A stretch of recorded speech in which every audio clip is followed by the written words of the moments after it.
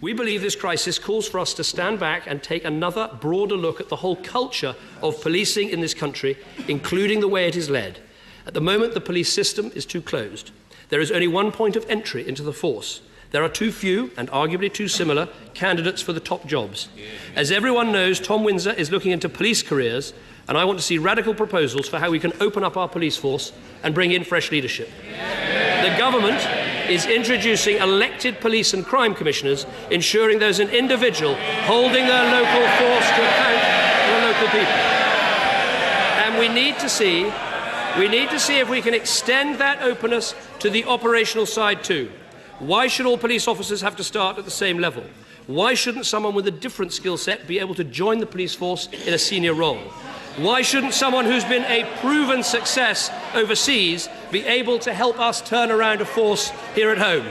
I believe these are questions we should ask to get the greater transparency and the stronger corporate governance that we need in Britain's policing. Next, I would like to set the record straight on another question that arose yesterday, whether the Conservative Party had also employed Neil Wallis.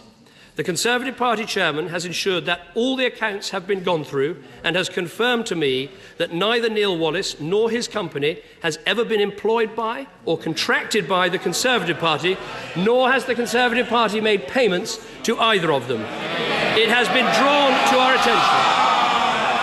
It has been drawn to our attention that he may have provided Andy Coulson with some informal advice on a voluntary basis before the election. To the best of my knowledge, I did not know anything about this until Sunday night.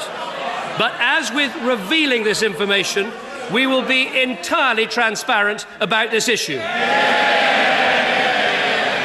Finally, Mr. Speaker, there is the question whether everyone, the media, the police, politicians, is taking responsibility in an appropriate manner.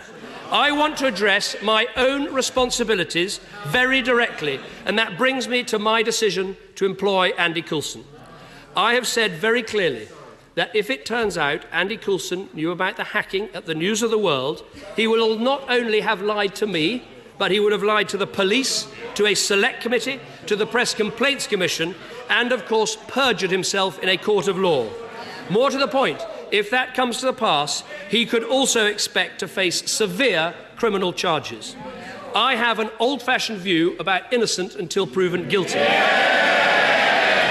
But if it turns out I've been lied to, that would be a moment for a profound apology. And in that event, I can tell you I will not fall short. My responsibilities are for hiring him and for the work he did in Downing Street. On the work he did, I will repeat, perhaps not for the last time, that his work at Downing Street has not been the subject of any serious complaint. And of course he left months ago. On the decision to hire him, I believe I have answered every question about this. It was my decision. Hold on. It was my decision. I take responsibility. People will, of course... I apologise for interrupting the Prime Minister. The House must come to order and hear in silence the remainder of the statement. The Prime Minister. People will, of course, make judgments about it.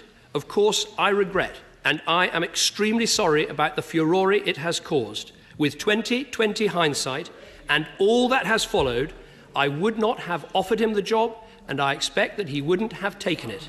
But you don't make decisions in hindsight, you make them in the present. You live and you learn, and believe you me, I have learnt.